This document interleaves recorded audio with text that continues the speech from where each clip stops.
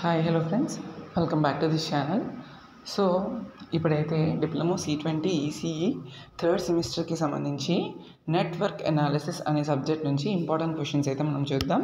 So let me start. So టోటల్గా ఈ network analysis అనేది very very very very difficult subject and very very very easy subject when you prepare. Okay, so ఎవరికైతే అర్థమవుతుందో easy, ఎవరికైతే అర్థం కాదు కష్టం. సో వన్స్ ఉండిపోతే ఇది కొంచెం కష్టపడాల్సిన సబ్జెక్ట్, అందుకే రెగ్యులర్ అటెంప్ట్లోనే క్లియర్ చేసుకోవడానికి ట్రై చేయండి ఏదో విధంగా.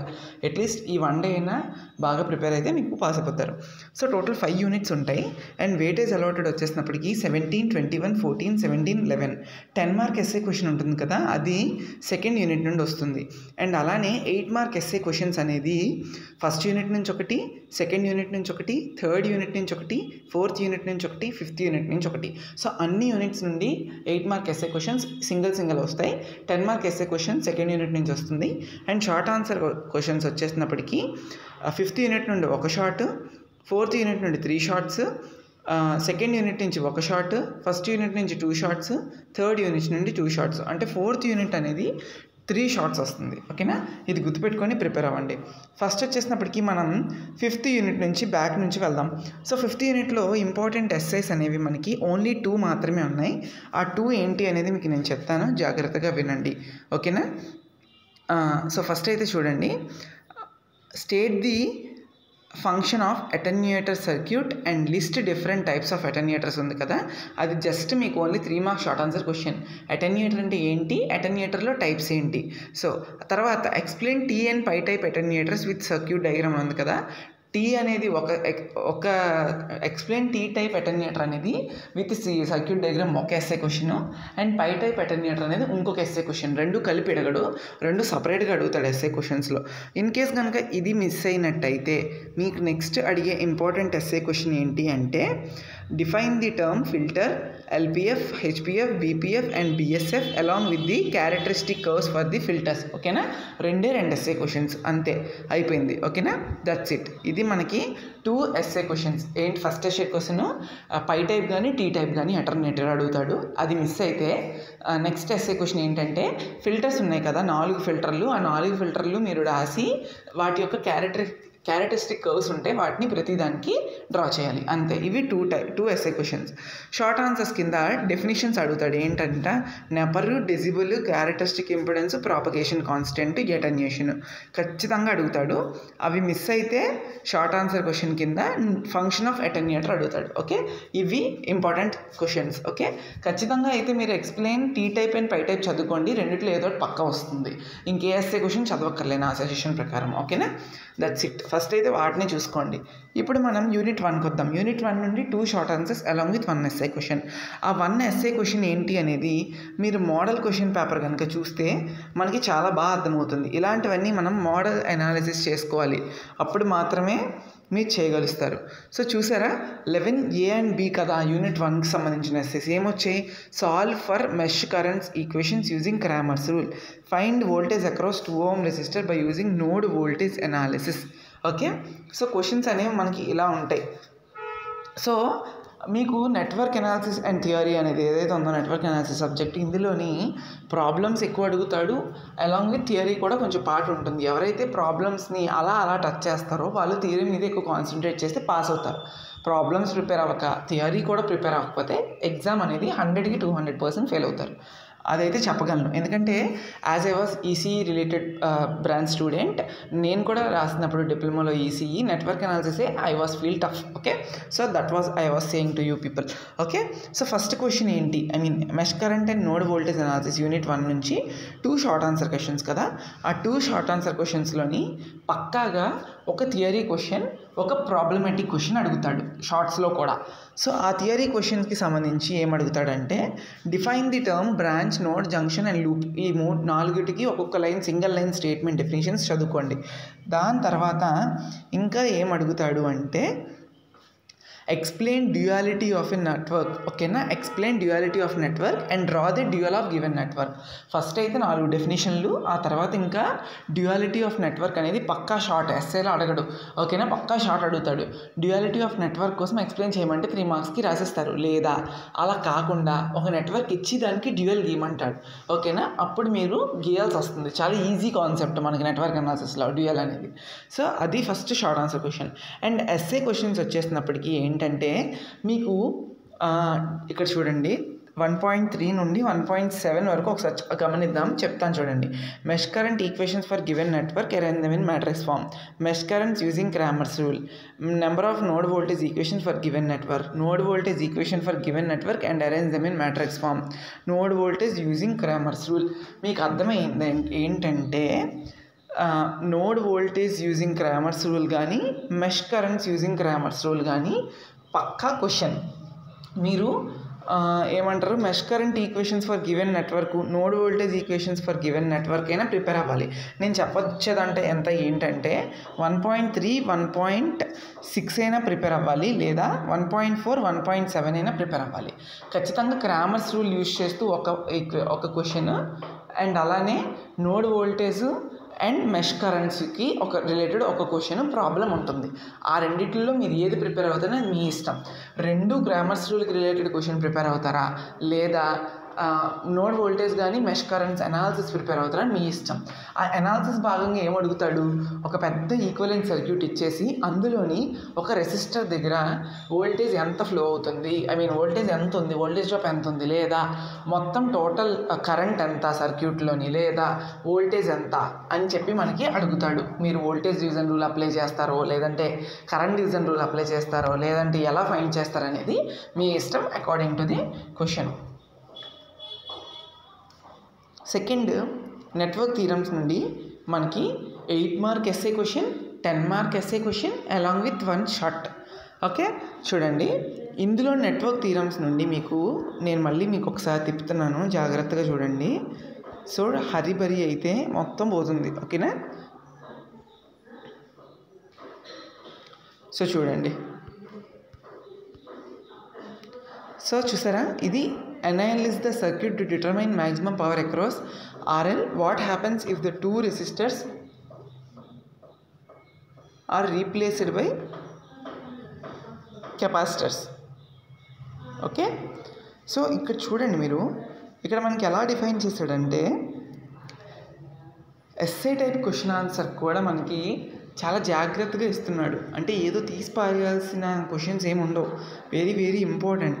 మీరు క్యాచ్ చేయాలి, అప్పుడు మాత్రమే మనం పాస్ అవ్వడానికి ఎక్కువ ఛాన్సెస్ ఉంటాయి. ఇక్కడ మీరు గమనించినట్టయితే mesh current and node voltage analysis ఉంది కదా, అది 3 షార్ట్ ఆన్సర్ క్వశ్చన్స్ ఉన్నాయి. సో మీ షార్ట్స్లోని డ్యూయాలిటీ ఆఫ్ నెట్వర్క్ అదొకటి ప్రిపేర్ అవుతారు, నోడ్ డెఫినేషన్స్ ప్రిపేర్ అవుతారు అండ్ యూనిట్ 1 నుంచి. అండ్ అలానే ఇప్పుడు చెప్పినట్టుగానే రెసిస్టర్ దగ్గర కరెంట్ ఎంత, లేదా ఆ రెసిస్టర్ దగ్గర వోల్టేజ్ డ్రాప్ ఎంత, అలాంటి క్వశ్చన్స్ నోడ్ కేసీఎల్ కానీ కేవీఎల్ కానీ అప్లై చేస్తూ ఫైండ్ చేయమని మీకు అడుగుతాడు. కిచ్ ఆఫ్ వోల్టేజ్లో కిచ్ ఆఫ్ కరెంట్లో యూజ్ చేస్తూ కరెంట్స్ని వోల్టేజెస్ని ఫైండ్ చేయమని షార్ట్స్లో కూడా అడుగుతాడు. సింపుల్గా ఉంటాయి. అది యూనిట్ 1. యూనిట్ 2లో ఏంటంటే మనకి ఇక్కడ యూనిట్ 2 నుంచి ఇంకా నెట్వర్క్ థీరమ్స్ కదా, నెట్వర్క్స్ థీరం నుండి మీకు మొత్తం ఎన్ని థీరమ్స్ ఉన్నాయో ఫస్ట్ చెప్తాను చూడండి. Super position theorem, Thevenin's theorem, Norton's theorem, maximum power transfer theorem along with reciprocity theorem. 5 theorems ఉన్నాయి. అండ్ అలానే star to delta and delta to star conversions ఉన్నాయి. సో ఇవి ఇంపార్టెంట్ థీరమ్స్. మరి మీకు అడిగే ప్యాటర్న్ ఎలా ఉంటుంది, మీకు ఎన్ని ఎస్ఏ క్వశ్చన్స్, ఒక ఎస్ఏ క్వశ్చన్ కదా, 10 మార్క్ ఎస్ఏ క్వశ్చన్ ఒకటి అడుగుతాడు. అది కాకుండా అలాంగ్ విత్ దట్ ఒక ఎస్ఏ క్వశ్చన్ 8 మార్క్స్కి అడుగుతాడు కదా. సో మీకు అడిగిన దగ్గర ఎనీ 2 థీరమ్స్ మీరు ప్రిపేర్ అవ్వండి. నా ప్యూర్ సజెషన్ ఏంటంటే అన్ని థీరమ్స్ మేము ప్రిపేర్ అవ్వలేం బ్రో అని అనుకున్న వాళ్ళు, నా ప్యూర్ సజెషన్ నాకున్న ఎక్స్పీరియన్స్ ప్రకారం ఇన్నిసార్లు నేను ఇంపార్టెంట్ క్వశ్చన్స్ చేస్తున్నాను కాబట్టి maximum number of times Thevenin's theorem, super position theorem, maximum power transfer theorem, ఈ మూడిటికి రిలేటెడ్గా ఉన్న ప్రీవియస్ ఇయర్ క్వశ్చన్ పేపర్స్ ప్రాబ్లమ్స్ని సాల్వ్ చేయడానికి ట్రై చేయండి. Star to delta, delta to star వదిలేస్తే వదిలేయండి, ప్రిపేర్ అనుకున్న ప్రిపేర్ అవ్వచ్చు.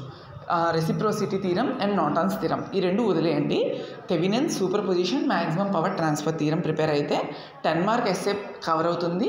ఇక్కడ ఎస్ఏ క్వశ్చన్ కూడా 8 మార్క్ ఎస్ఏ క్వశ్చన్ కూడా కవర్ అవుతుంది. అండ్ మీకు ఖచ్చితంగా ఈ థీరమ్స్ లెసన్ నుండి షార్ట్ ఆన్సర్ క్వశ్చన్స్ ఉన్నాయి కదా. ఎన్ని షార్ట్ ఆన్సర్ క్వశ్చన్స్ ఉన్నాయి మనకి ఈ నెట్వర్క్ థీరమ్స్ నుంచి? 1 మినిట్ మళ్ళీ చూస్తాను నేను. సో మనకి నెట్వర్క్ థీరమ్స్ నుండి 1 షార్ట్ ఆన్సర్ క్వశ్చన్ ఉంది కదా. ఆ 1 షార్ట్ ఆన్సర్ క్వశ్చన్ మీకు దేని నుంచి అడుగుతాడో చెప్పనా? సో ప్రతి దానికి థీరం యొక్క డెఫినిషన్, ఇప్పుడు ఎన్ని థీరమ్స్ ఉన్నాయి? 5 థీరమ్స్ ఉన్నాయా? ఆ 5 థీరమ్స్ యొక్క డెఫినిషన్ చదివితే మీకు ఒక షార్ట్ ఆన్సర్ క్వశ్చన్ వచ్చేసినట్టే. అండ్ అడ్వాంటేజెస్ కూడా చదివితే చదవండి. థీరమ్స్వి అంత అవసరం లేదు, బట్ డెఫినిషన్ చదివినా మీకు సరిపోతుంది. అది థీరమ్స్ యొక్క ఇంపార్టెన్స్. తర్వాత 5th యూనిట్ చెప్పేశాను, 1st యూనిట్ 2nd యూనిట్ కూడా చెప్పేశాను. ఇప్పుడు 3rd and 4th యూనిట్ చూద్దాం. So first of all start with the 3rd unit. ఈ 3rd యూనిట్లోని మనకి ఏం అడుగుతాడని మ్యాక్సిమం మనం గమనించినట్టయితే, so RLC, so explain parallel AC circuit containing RLC అని ఉంది కదా, అది అడగొచ్చు. ఓకేనా?